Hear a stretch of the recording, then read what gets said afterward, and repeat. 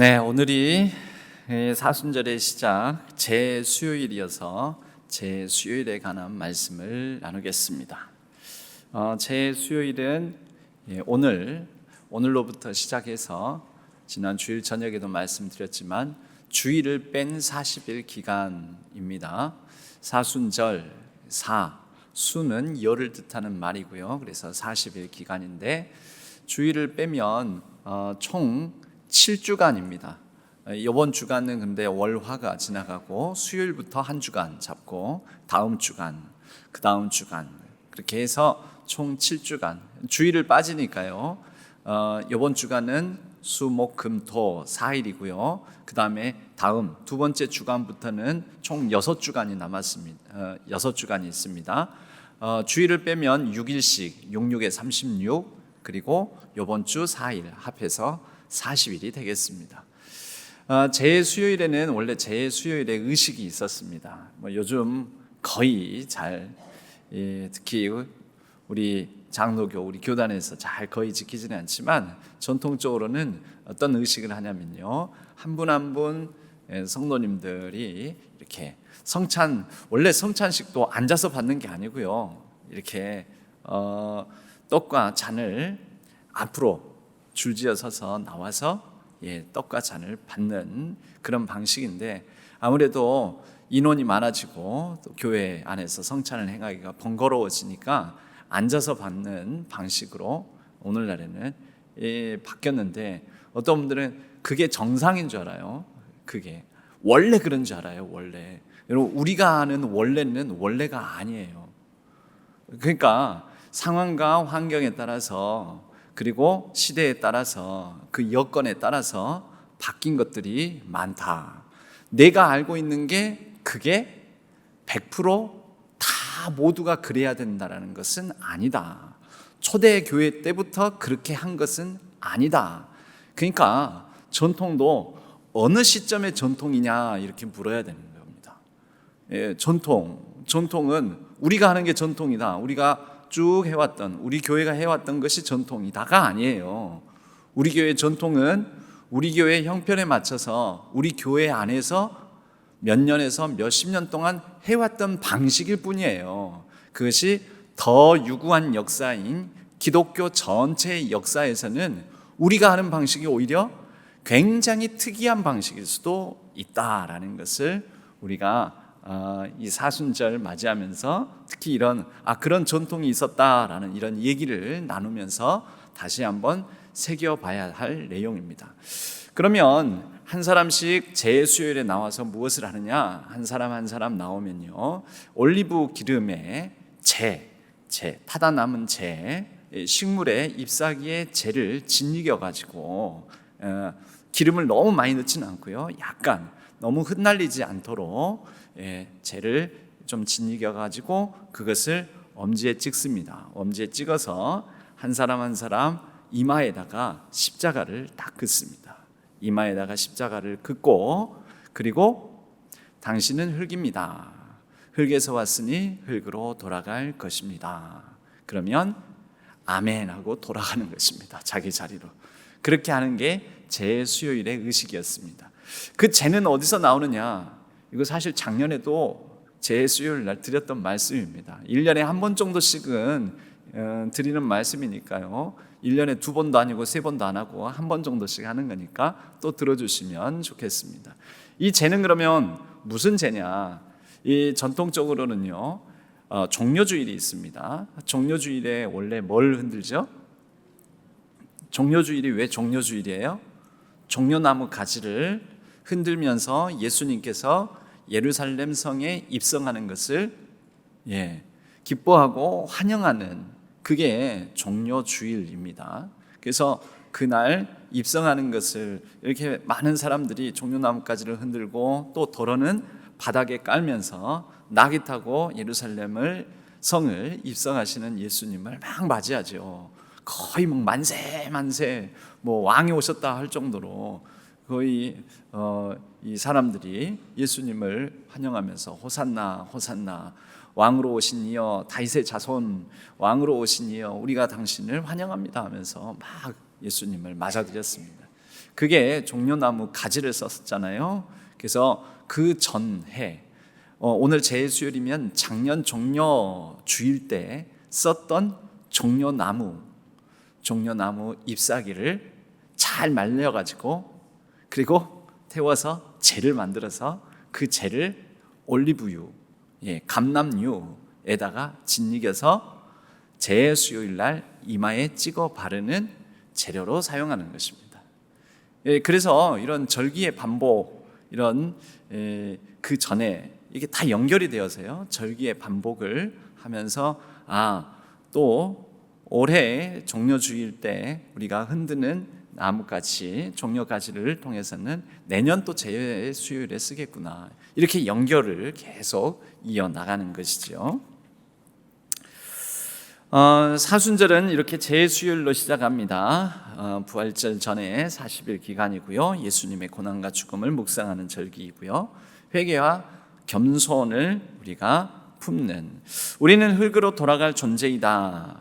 그래서 우리가 얼마나 죽을 수밖에 없는 존재인지, 죄인인지, 연약한 존재인지, 한계가 있는 존재인지, 그것을 다시 반복해서 확인하는 날이 제수요일이라고 말할 수가 있습니다. 여러분, 우리가 눈으로 보기에 저나 여러분 옆에 있는 분들 흙으로 보입니까? 안 보입니까? 지금 눈으로 보기에는 보여요? 안 보여요? 안 보이죠. 그렇게 안 보이죠. 우리가 그것을 확인하게 될 때, 그러면서 아이고 한 줌 재로 한 줌 흙이 되었구나 확인하게 될 때가 언제예요? 가까운 지인, 친척, 또 우리 가족들의 죽음을 맞이하게 될 때, 화장장에 들어갔다가 나오면 들어갈 때는 그래도 관 속에 내가 아는 그 사람이, 그 형상이 있을 것이라고 생각했는데 들어갔다가 나오면 다 빠가지고 뭐가 돼서 나와요? 가루가 돼서 나오는 거예요. 가루가 재가 되어서. 그때 가서는 또 막 이게 뭔가 이 절망을 느끼면서 눈물을 흘리게 되죠. 와, 허망하다. 아니 형상은 다 어디 가고 이 가루밖에 안 남았냐, 하얀 가루밖에. 그래서 그때 절망을 느끼는 거죠. 여러분, 우리는 사순절의 시작 제수요일에 이 절망을 느끼는 것입니다. 우리 당장 눈에는 나도 거울을 봐도 흙으로 안 보이는데, 그런데 이 말씀을 통해서, 이 말씀이라는 렌즈를 통해서 우리는 흙으로 빚어져서 흙으로 돌아갈 한 줌 재밖에 안 되는 죽을 수밖에 없는 절망스러운 존재구나. 여러분, 모든 인간의 불행의 시작은 죽음에 대한 두려움, 죽음에 대한 불안, 죽음이라는 고통, 여기에서 나옵니다. 여기에서. 이건 제 얘기가 아니고 많은 철학자들, 기독교인이 아니더라도 많은 사람들이 그렇게 동의하는 바입니다. 인간의 고통은 죽을 수밖에 없는 유한한 존재에 대한 불안과 두려움에서 인간의 고통이 시작된다라는 것이죠. 그래서 이 비참한 존재로서의 인간의 절망을 본 사람만이, 여러분 뭘 보는지 아세요? 십자가를 보는 것입니다. 이 사순절에는 그래서 이 비참한 절망을 보고, 그리고 이 비참한 절망을 느끼는 존재로서 우리가 십자가를 다시 찾고 십자가를 다시 보게 되는 것이죠. 십자가를 다시 십자가를 보면서 나는 십자가가 필요하구나. 광야에서 뱀을 듭니다. 누가 들었습니까? 나는 안 들었어요. 이렇게 말씀하시는 분이 있을 수 있는데, 누가 들었어요? 광야에서, 출애굽한 그 광야에서 모세가 무슨 뱀을 들었습니까? 놋뱀을 듭니다. 그는 이스라엘 백성들이 자꾸 하나님을 거역하고 원망과 불평하면서 그들이 하나님의 징벌을 받게 되죠. 징벌을 받게 되어서 그들이 죽게 되었어요. 그러니까 이들을 살려달라고 모세는 단언하고, 또 백성들을 그대로 두지 않으시려고 하나님께서 벌로 말미암아, 즉 죄에 대한 대가로서 그 벌로 죽을 수밖에 없는 존재들인 그 광야의 백성들을 향하여서 하나님께서 살 길을 내어주십니다. 그 살 길이 무엇입니까? 너는 놋으로 뱀의 형상을 만들어 장대 끝에 매달아라. 그리고 이것을 보라고 해라. 이것을 본 자는 죽지 않으리라. 이것을 본 자는 살리라. 이게 십자가예요. 이게 십자가의 상징이잖아요. 그래서 절망을 본 사람, 난 죽을 수밖에 없구나. 그러니까 먼저 이 절망을 봐야 돼요. 난 죽을 수밖에 없는 존재구나. 그런 사람이 온전히 제대로 십자가를 볼 수가 있습니다. 그리고 그 십자가를 본 사람은 사는 것이죠. 절망을 봤는데 십자가를 보면서 소망을 본다. 그리고 십자가 너머에 우리는 이제 이 사순절의 마지막을 우리는 압니다. 반복을 해가지고 알죠. 이미 정답을 알죠. 뭘 봅니까? 부활을 보는 것입니다. 그러니까 제 수요일에서부터 흙으로 빚어져 흙으로 돌아갈 것이니라라는 절망을 본 사람이 이 기간 중에 40일 기간 중에 십자가를 제대로 바라볼 수 있고요. 그렇게 십자가를 제대로 본 사람이 부활절을 제대로 맞이할 수 있게 되는 것이죠. 순서가 그래요. 순서가 그렇지 않습니까? 이것을 우리는 반복해서 한다. 반복해서. 작년에 했는데요. 올해 또 해요. 올해 또 합니다.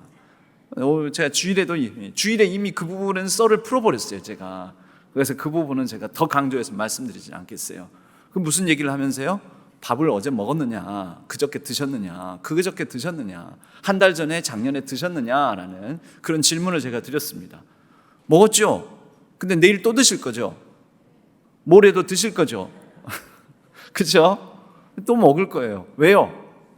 왜 드시는 거예요, 밥을? 먹고 살라고 먹는 거죠. 살라고. 여러분, 그리스도인의 생명은, 그리스도인들의 삶은 거기에 있습니다. 이 반복에서 있다는 거죠. 예수 그리스도의 생애를 반복해서 주기적으로 묵상하고 그분과 함께 더불어서 기다리고, 그분을 기다리고 그분이 오심을 기뻐하고, 그리고 그분과 함께 그분의 말씀을 묵상하며 살다가 그분과 함께 죽고 절망을 보고, 그리고 십자가의 죽음과 함께 그분과 더불어서 같이 십자가의 나의 정욕과 탐심을 못 받고 주기적으로 정기적으로, 그리고 부활의 생명을 우리는 같이 누리며 또 보내어 주시라 약속하신 성령을 우리가 사모하고 기다리는 가운데 그 성령을 받아 성령의 인도하심을 따라서 살아가는 거죠. 이걸 주기적으로 반복적으로 합니다. 생명은요, 반복입니다. 죽으면 반복이 없어집니다. 우리가 반복적으로 뛰던 심장도 죽으면 뛰지 않습니다. 반복적으로 깜빡거리는 눈의 깜빡임도 없어집니다. 나는 왜 이렇게 눈을 자주 깜빡거리는지 몰라. 근데 깜빡거리고 있는 것은 살아있다는 거죠. 살아있다는 거. 때로는 이렇게 마그네슘 무기질이 결핍되어 있으면 막 눈가가 이런 데가 떨어요. 덜덜덜덜 막 뜨는 데가 있어요. 그리고 귀가 막 울어요. 막 반복적으로. 이석증 막 있고. 그렇습니다. 살아있으니까 그런 거예요. 여러분, 이석증 언제 완치되는 줄 아세요? 맞아요. 죽으면 완치돼요. 죽으면 완치돼요. 불면증도. 왜 나는 자꾸 불면증이 오는지 몰라. 잠이 안 오고 그런지 몰라.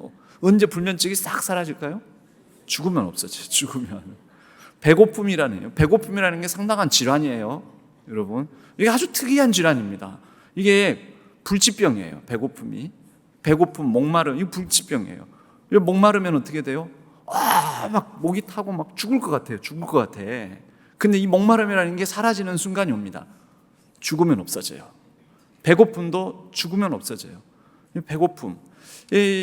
우리는 그 증상을 완화시킬 수는 있지만 살아있는 순간 동안의 배고픔이나 목마름, 또 피로함, 이런 것들은 완전히 없앨 수가 없습니다. 살아있으면 주기적으로 찾아오고, 그래서 주기적으로 먹어야 되고, 그래서 이 반복하면서 우리는 살고 반복하면서 살리는 것입니다. 반복해서. 요즘 아이들이 사탕을 먹다가 목에 걸려가지고 막 숨을 못 쉬고 객객 막혀 있으면 어떻게 합니까? 들어보셨어요? 네, 배를 압박하면서 뒤에서 하임리히법이라고 합니다. 하임리히법. 들어보셨죠? 그래가지고 그 사탕, 목에 막힌, 기도를 막고 있는 사탕을 뱉어내게끔 강제로 강한 물리력을 줘가지고 복부 압박을 막 해가지고. 근데 한 번으로 돼요, 안 돼요? 그거 봐요. 반복해서 막 물리력을 계속 줘가지고 살리는 거죠. 반복이 사는 것이고요. 반복해서 살리는 것이죠. 우리가 또 기도가 압박됐을 때 말고 이 사람이 숨이 안 쉬어지는 것 같아. 잠깐 이 사람이 이 심장이 안 뛰는 것 같아. 그러면 어떻게 해요? 119 부르죠. 그런데 119 오기 전까지 적어도 그래도 내가 알고 있는 상식, 내가 그래도 응급처치 들어본 어디서 본 것 있으면 어떻게 합니까? 반복해서. 왜? 반복해서. 언제까지요? 다시 뛸 때까지. 심장 뛸 때까지. 누구 올 때까지. 전문의가 올 때까지. 응급치료사가 올 때까지. 심폐소생술을 반복해서 합니다.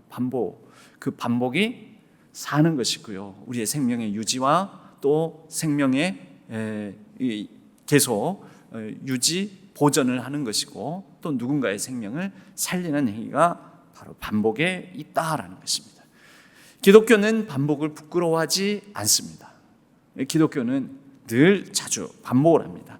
그럼 이 반복하면서 우리는 십자가를 다시 보고 부활의 소망을 다시 품고 예수 그리스도와 함께 살고 예수 그리스도와 함께 죽고 예수 그리스도와 함께 부활의 능력을 힘입고 이것을 이 기간 중에 우리가 또 반복해서 하는 것입니다. 그리고 이때쯤에 들어오고 이때쯤에 유난히 가슴에 새겨지는 메시지, 그것은 우리가 흙이구나. 이것도 반복해서 듣는 것이죠. 자, 이 3번 부분으로 가면요, 너는 흙이니 흙으로 돌아갈 것이니라. 여러분, 흙이라는 이 존재, 흙이 가지는 의미가 무엇이겠습니까? 우리의 유한함이죠. 이 흙, 아파르라는 이런 단어가 쓰이고 있는데 이것은 흙, 먼지, 보잘것 없는 어떤 이런 존재들, 이런 것을 아파르라고 합니다. 쓸모없는, 보잘것 없는, 아주 연약한, 아주 미세한 그런 것을 말하는데요, 이 땅에서 영원히 살지 않는 존재, 죽을 수밖에 없는 존재, 그러므로 교만해서는 안 되는 존재, 교만을 버리고 겸손해야 될 존재. 바로 흙이라는 이런 가치, 흙이라는 존재의 특성을 바탕으로 해서 우리가 몇 가지 생각해 볼 게 있는데요. 이 땅은 뭐 여러 다양한 원소들을 얘기하지만 결과적으로는 다 그것들이 이렇게 저렇게 섞이고 또 결합되고 해가지고 뭐 이렇게 여러 다양한 부산물들을 내고 해서 하지만 전체적으로는 다 흙이라고 합니다. 바위도 흙이죠. 돌도 흙이고 다 흙입니다. 그러면 이 흙의 특성이 무엇인가? 흙의 특성이 여기 한 5가지를 적어보았습니다. 흙의 특성이 먼저, 흙은 여러분 땅이 있어야지. 땅이 모든 생명의 기초입니다. 그리고 땅은 흙으로 이루어져 있습니다. 창세기에 천지창조 사건의 중요한 의미 중에 하나는 뭐냐면요, 천지창조가 일어날 그 시점쯤에 여러분 흙이 없어요. 땅이 없습니다. 온 세상이 혼돈과 혼돈하고 공허하며 흑암이 깊음 위에 있고 그리고 하나님의 영은 수면 위에 운행하시더라. 그러니까 하나님의 영이 그 수면을 덮는데 이제 이 창조를 시작하시기 위해서 태초에 in the beginning, 태초에. 그런데 그 장면에서 보면 이제 첫째 날 되기 전 그 장면에서 보면 모든 게 다 물로 가득 차여져 있었다라는 것이죠. 이 창세기의 묘사가 그래요. 그러니까 땅이나 흙이 보여요, 안 보여요? 안 보여요. 이게 생명이 없는 상태를 창세기 1장 초반부에서 언급을 하는 거예요. 생명이 전혀 없는, 생명이 디딜 수도 없고 생명이 존재할 수도 없는 그 상태, 혼돈과 공허, 수면, 물밖에 없는 그 상태. 그런데 그 다음에 창조가 거듭나면서 무엇이 드러납니까? 그 물밖에 없는 상태에서 물을 거두시고 거기에서 땅을 드러내십니다. 땅이 드러나요. 육지가 나오잖아요. 그리고 육지가 나오고 그 육지에 사는 식물들, 씨 맺는 채소들, 그리고 난 다음에 그것을 먹고 그것과 더불어서 살아가는 동물들,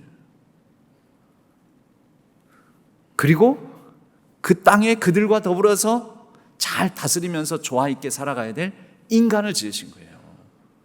그거 보세요. 땅이 기초잖아요, 땅이. 그러니까 천지 창조를 이 땅 관점에서 보면 땅이 물이 다 덮어가지고 물에 억압되어 있었어요. 여러분 무슨 재앙이 있습니까? 노아가 만난 재앙이? 홍수재앙. 홍수재앙이 무슨 재앙이에요? 물이 온 세상을 다 덮어가지고 땅을 디딜 수도 없고 땅을 볼 수도 없는 상태. 이 땅은 흙은 기초입니다. 모든 생명의 기초. 그래서 모든 생명을 싹 쓸어버리는 그 재앙이 홍수재앙이지 않습니까? 홍수재앙. 그런데 그 땅이 존재함으로 인하여서 그러니까 땅, 흙의 특성이 뭐냐면 모든 생명의 기초가 된다. 모든 생명은 왜 그 생명의 모든 흙은 땅은 왜 그런 생명의 기초가 됩니까? 여러분 쓰레기 던지면 어디로 갑니까? 땅으로 떨어집니다. 그렇죠? 뭘 버리면은 음식물 버리면은 다 땅에 떨어지고 흙으로 돌아가죠. 뭐냐면 흙은 다 받아냅니다. 다 받아내요. 좋은 것도 받아내고 더러운 것도 받아내고 나쁜 것도 받아내고 다 받아내요. 흙의 특징이 그런 포용을 뜻합니다. 포용해서 어떻게 합니까? 결과적으로는 정화를 합니다. 정화. 흙은 포용해서 더러운 거, 악한 거, 지저분한 거 다 받아내고 난 다음에 결국은 그것을 다시 새롭게 정화를 해나갑니다. 이게 흙의 특성입니다. 그리고 그러한 흙의 특성을 우리가 가지고 있다라는 거죠. 너는 흙이다. 창세기의 말씀을 우리는 묵상하면서 내가 그런 존재구나. 내가 그래야만 하는 존재구나. 내가 원래 그런 특성을 가지고 있는 인간이라는 존재구나. 이걸 알아야 된다는 거죠. 세 번째로는요, 흙은 그렇게 받아내고 생명의 기초가 내고 그리고 품어내고 정화해서 근데 콩 심은 데 콩 나고 팥 심은 데 팥 나게끔 하는 작용을 합니다. 그게 뭐냐? 정직함이죠. 흙은 정직해요. 흙은 굉장히 정직해서 그 원소를 그 흙에다가 넣으면 그것에 맞춰서 그 흙도 그래서 자꾸 산성 물질을 뿌리면 그 흙이 산성화가 되고 그 염기성 물질을 알칼리성 물질들을 뿌리면 흙이 알칼성 되고 그리고 정직한 건 뭐냐면 계속 영양분 뺏어 써버리면 흙이 황폐하게 되고 그러는 거죠. 정직해요, 정직해. 그래서 정직함, 심는 대로 거두게 만드는, 심은 대로 열매 맺게 하는 특성을 가지고 있습니다. 흙은 빚어지면은 그릇을 만들어줍니다. 이런 문명의 발달, 저는 어느 지역에 가게 되면 꼭 시간이 허락되는 범위에서 꼭 박물관 같은 데를 들립니다. 어느 지역에 가면 김해 가면은 국립가야박물관 이런 데 가요.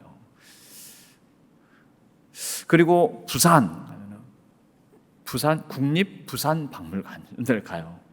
그리고 또 조금만 박물관 또 들어가 봐요. 근데 꼭 들어가면은 박물관들이 비슷비슷한 면도 있어요. 시작을 구석기, 신석기, 청동기 시대 이렇게 해가면서 가요.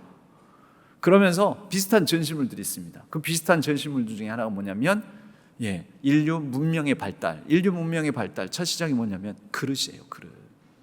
그릇을 만든다는 거예요. 그릇을. 무슨 그릇이죠? 제일 첫 번째 그릇이 무슨 그릇일까요? 토기예요. 토기. 이 토기가 발달되는 게 이게 어마어마한 사건인 거예요.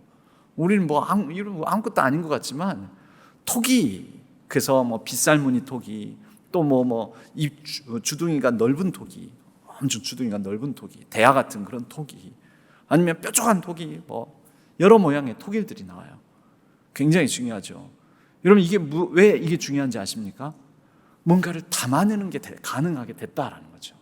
내가 담고 싶은 것을 담아내는 용기가 생겼다는 거예요. 흙의 특징이 담아낸다. 담아낸다. 그래서 담아내기도 하지만 비워내기도 하고. 그래서 이게 왜 인류 문명 발달에 중요하냐면요, 토기가 있었다는 것은 잉여 물질들을, 즉 남은 물건, 남은 음식이나 남은 것들을 담아낼 수 있게 되었다. 담아내면 어떻게 되는 거죠? 그 토기를 들고 다니면서 이동이 가능해지게 되는 거죠. 이동이 가능해지게 되는 거. 그리고 담아낸 것은 반드시 비워내기 위해서 담아내는 것입니다. 계속 담아두고만 있지 않습니다. 비우기 위해서 담아내는 것. 그래서 흙의 특징 중에 하나가 비움과 채움이라는 특징이 있습니다.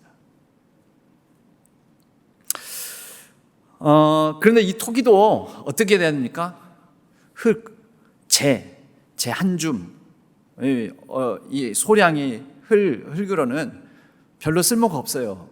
그런데 이게 잘 단단히 뭉쳐지고 연결되고 연대해가지고 담아내는 용기도 되고 그렇게 쓸모있는 존재가 됩니다. 누가 그렇다고요? 흙이 그렇다고. 그런데 흙으로 지어진 존재가 누구라고요? 인간이 그렇다고요. 그래서 인간의 특성이 뭐냐면요, 이게 일단 이제 인간을 봐요. 인간은 다른 생명을 품어내는, 다른 생명이 깃들게 만드는 생명의 기초다. 그리고 인간은 그렇게 품어냄으로 포용하고 정화하는 존재다. 인간은 가는 말이 고와야 오는 말이 곱다라고 해요. 그거 정직하죠. 흙의 특성을 가지고 있어요. 뿌린 대로 심는 대로 거둔다. 그리고 인간은 비우기도 하고 채우기도 하는 존재다. 비움과 채움의 존재. 그런데 인간도 서로 뭉쳐지고 연결되고 그렇게 잘 짓이겨지고 이렇게 잘 연결되어서 의미 있는 존재가 된다. 더불어 함께 할 때 의미 있는 존재, 의미 있는 가치를 발생시킬 수 있게 된다라는 것입니다.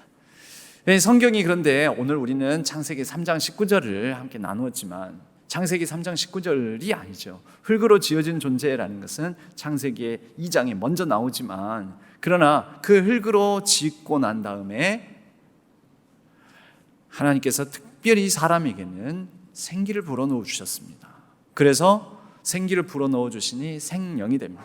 생기, 루아흐라고 하는데요, 이 하나님의 숨결 또는 성경 안에서는 바람으로서 임하는 성령 하나님, 이렇게 많이 표현이 되는데 하나님의 영을 뜻하기도 하고 숨결을 뜻하기도 하고 생기를 뜻하기도 하고 바람을 뜻하기도 하고, 이런 루아흐라는 단어가 사람에게 들어와서 바로 이 흙으로서의 존재를 자각하게 되고 깨닫게 되고 인식하게 되면서 하나님의 사람, 하나님의 형상다움을 갖게 되는 것입니다.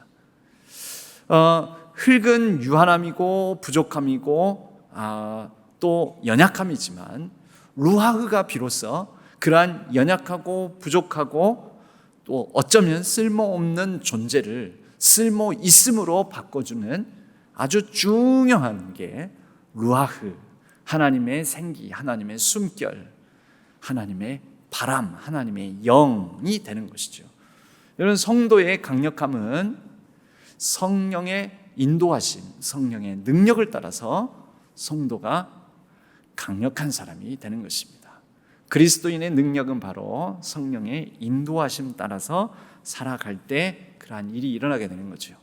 자, 그래서 하나님의 형상은 흙, 아파르, 흙과 루하흐, 거기에 불어넣어져서 숨결이 더해져서 하나님의 형상을 갖게 되는데, 이 하나님의 형상의 의미가 뭐냐?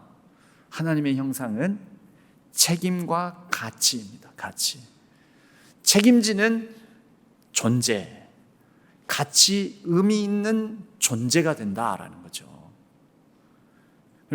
그래서 그리스도인들은요, 하나님의 생기, 하나님의 호흡, 하나님의 숨결을 받아가지고 의미 있고 가치 있는 삶을 살아가는데, 그것은 우리가 감당하고 짊어져야 될 책임을 짐으로써 그리스도인의 사회적 책임, 그리스도인의 자연 만물 환경 보전의 책임, 잘 가정을 다스려야 될 책임, 서로가 서로에게 책임감 있는 존재로서 책임지는 그런 사람. 우리가 교회를 이룰 때도 교회 안에서의 책임지는 존재. 성령에 힘입어 하나님의 형상을 다움을 회복한 사람은 바로 이러한 의미 있고 가치 있는 존재로서 책임 있는, 책임을 지는 존재가 되는 거라는 것입니다. 사순절 기간에 우리가 반복해서, 특히 우리가 반복해서 묵상해야 될 부분이 그것입니다. 이번에도 예수님의 생애와 행적을 따르는 탄소금식. 왜 탄소금식입니까? 책임. 우리가 이 시대를 살아가면서 감당해야 될 온 세계 만물, 자연, 피조, 생태계에 대한 우리의 책임을 확인하고 반복해서 상기하고 그 책임을 지는 습관을 들이는 기간, 이렇게 말할 수가 있는 거죠. 이 영상을 하나 먼저 보겠습니다. 영상을. 이건 그린피스에서 만든 홍보 영상인데요. 이거 서울 시내 한복판에 이런 엄마와 아이가 손을 잡는 이 동상을 세워놨습니다. 사람들이 이게 뭐지? 왜 이게 여기 세워져 있지? 라고 봤는데요. 조금 시간이 흐릅니다. 아이 손가락 끝에서 물이 뚝뚝 떨어지네요.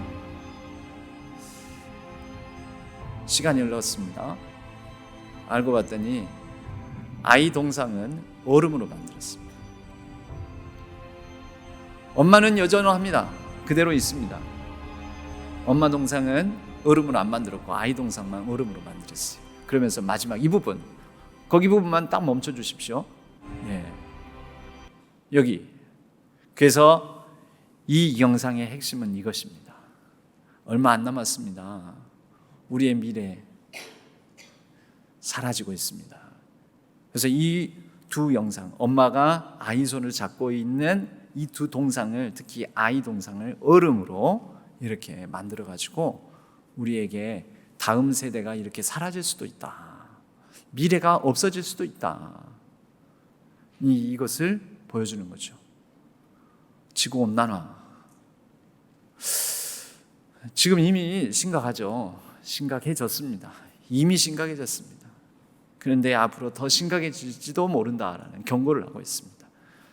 여러분, 사순절 때 우리가 이 피조세계의 생태계의 신음, 탄식을 들어야 되는 거죠. 우리는 이렇게 살다 죽어도 이제 난 다 살았는데 특히 연세 많은 분들일수록 이제 난 다 살았는데 그래요. 근데 우리 어르신들, 연세 많은 우리 성도님들, 기도 제목 중에 제일 많은 기도 제목이 자녀, 자손, 손주들을 위한 기도 제목들이에요. 그런데 손주들을 위한 기도 제목, 기도만 하실 게 아니에요.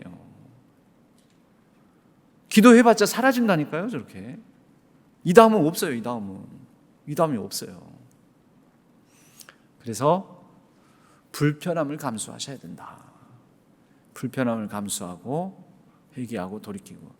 여러분, 사실 이 다음 세대의 생존을 누가 지금 그 이 다음 세대가 그 건너고 돌아오고 오가는 생명의 다리들을 누가 다 파괴하고 없앤지 아십니까?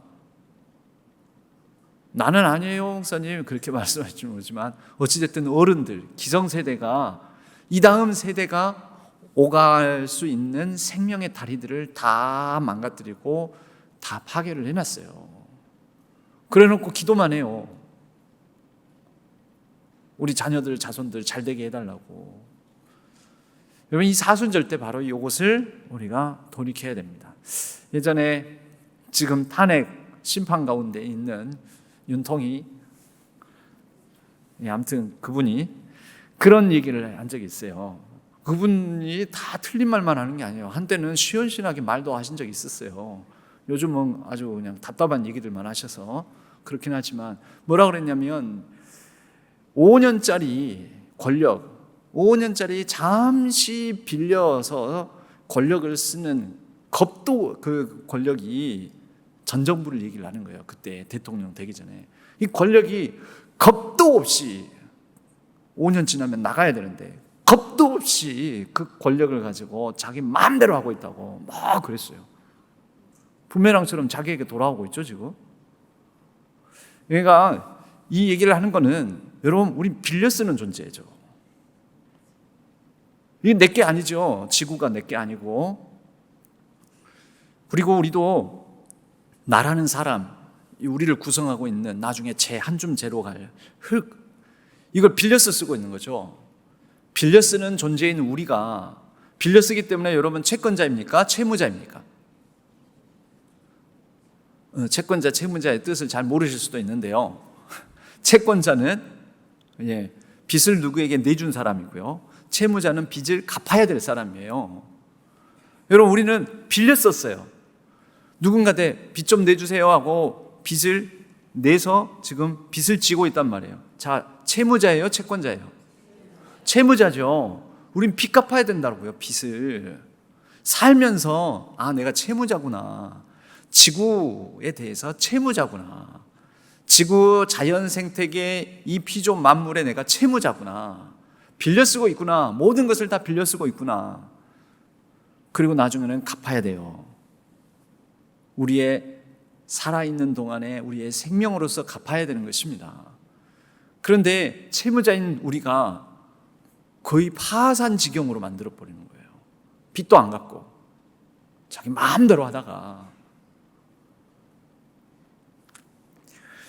우리에게 주어진 많은 것들은 이것을 청지기의 책임이라고 합니다. 청지기의 책임.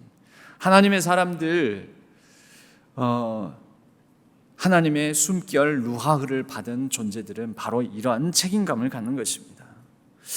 창세기 1장 28절에 다스리라라는 말씀이 있습니다. 다스리라는 것은 무분별하게 자기 마음대로 이용하고 겁도 없이 채권자처럼 계속 쓸 것이 아니라 채무자라는 것을 인식하고 살라. 잘 돌보고 보존하라. 그래서 잘 돌보고 보존해서 남겨라. 여러분, 전셋집, 우리는 전셋집에 살고 있죠. 전셋집은 함부로 못 박습니까? 안 박습니까? 설령 못을 박았다 하더라도 어떻게 해야 됩니까? 나갈 때에는 원상 회복하고 나가야 되잖아요. 그죠? 여기 제가 부임할 무렵에 시작된, 제가 많이 이용하기도 애용하기도 했던 저기 영봉전 공차가 있어요. 공차. 이런 얘기 해도 되나? 근데 어저께부로 끝났어요. 그 오늘 아까 차를 타고 그 앞을 싹 지나가는데 거기가 텅 비었더라고요. 그리고 텅 빈 집으로 원상 회복 다 해놨더라고요. 그걸 보면서 제가 오늘 이따가 이 얘기 예화로 써야지 하고 생각을 했었어요. 우리는 왔다가 가면서 빌려 썼으면 잘 썼습니다 하고 있는 동안 잘 쓰고 나서 원상 회복해놓고 나가야 됩니다. 전셋집에 살면서 마치 자기 것인 양, 내 것인 양. 아니죠. 잘 쓰고 나서 그 다음 누구에게, 그 다음 세를 살 사람이 있어요. 그게 우리 자녀들이고 우리 자손들이잖아요. 우리 자녀들, 자손들에게 그 다음 내가 이 빌려서 썼던 여기 지구 환경, 이것을 셋집 잘 살다가 그 다음에 원상 회복 잘 시켜가지고 그래 놓고 나가야죠. 돌아가야 됩니다. 근데 엉망진창을 해놓고 나가는 경우가 있다는 거죠. 그게 환경 파괴입니다. 그게 바로 기후위기 변화입니다. 그래서 이 기간 동안에 우리가 이런 부분에 대한 불편함을 인식하고 이런 부분에 대해서 우리가 다 아는 것일지 모르지만 반복해서 경각심을 가지고 우리가 이 사순절 기간 새로운 습관을, 버릇을 들이는 기간을 가져야 된다. 여러분, 그것이 하나님의 숨결을 따라서 살아가는, 하나님의 성령의 인도하심을 따라서 살아가는 그리스도인들의 책임입니다. 사순절에는 단순히 개인 경건만 하는 것이 아닙니다.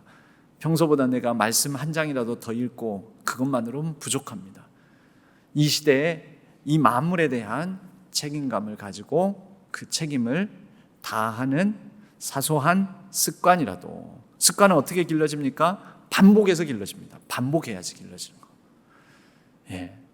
반복을 통해서만 습관은 길러지지, 한 번 생각한 거, 나 그거 생각했어, 나 그거 머리로 알고 있어, 이거는 습관이 아니에요. 이것은 책임지는 게 아니에요. 습관화시키는 그런 시간들, 그런 기간들 되었으면 좋겠습니다. 자, 사순절을 보내면서 우리는 회개합니다. 다시 돌이킵니다. 아, 흙이구나. 나는 흙이구나. 정직과 포용, 그리고 거룩한 또 이 자연 생태계를 향한 아주 좋은 환경을 잘 보존하는 습관, 그리고 이러한 절망을, 안타까움을 느끼면서 다시 부활의 소망을 품는, 부활의 소망을 품기 위하여 더욱더 준비되는 기간 되기를 바랍니다. 너는 흙이니 흙으로 돌아갈 것이니라. 우리의 존재가 하찮다라는 선언이 아니고요, 하나님 앞에서 겸손하라는 사랑의 초대이며, 또 우리가 어떤 존재인지를 확인하고 하나님의 숨결, 생기를 따라서 책임지는 그런 자로서 초대하는 하나님의 메시지입니다. 부끄럽지 않은 반복, 우리는 반복을 부끄러워하지 않습니다. 안 되면 될 때까지 또 반복하는 거예요.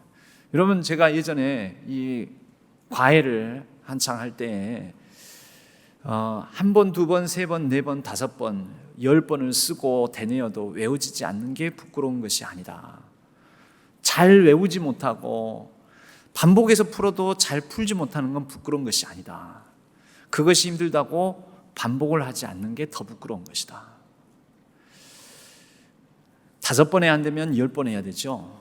10번에 안 되면 20번 해야죠.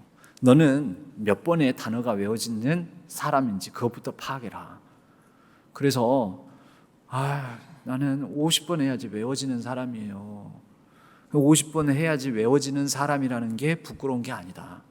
그걸 알면서도 50번을 하지 않는 그 사람이 부끄러운 거다라고 얘기를 했어요. 그러면서 이게 과외를 하면서 공부를 가르친 적이 있습니다. 여러분, 물론 어떤 사람은 5번에 되는 사람도 있죠. 근데 어떤 사람은 50번 해야지 되는 학생들 중에는 50번 해야 되는 학생들도 있어요. 여러분, 50번 해야지만 그거를 익히고 되는 것이 부끄럽습니까? 그렇지 않아요. 5번이냐 10번이냐 50번 반복해야 되느냐, 이거는 별로 중요하지 않아요. 하나님, 나는 왜 이렇게 만들었어요? 그렇지 않습니다. 중요한 것은 나는 어떤 존재인가? 나는 어떤 연약함을 가지고 있는가? 나는 어느 정도의 반복이 필요한 존재인가? 파악하고 의의 길, 옳은 길이라면, 이게 맞는 거라면 그것을 반복하는 사람, 그 사람이 하나님의 사람입니다. 회복된 하나님의 형상입니다. 그 사람을 통해서 하나님 나라가 이루어집니다. 부끄럽지 않은 반복으로 회개와 경건, 또 우리 지구 생태계를 돌보는 청지기적 사명을 실천하고 습관 들이는 시간으로 이 사순절을 보내면서 우리가 깊이 절망도 하죠. 그래서 이 기간 동안에, 그러나 그 깊은 절망보다도 더 크신 그 깊은 절망을 느끼는 우리를 품에 안으시는 하나님의 은총을 경험하는 복된 시간들, 복된 이 사순절 기간이 되기를 주님의 이름으로 간절히 축복합니다.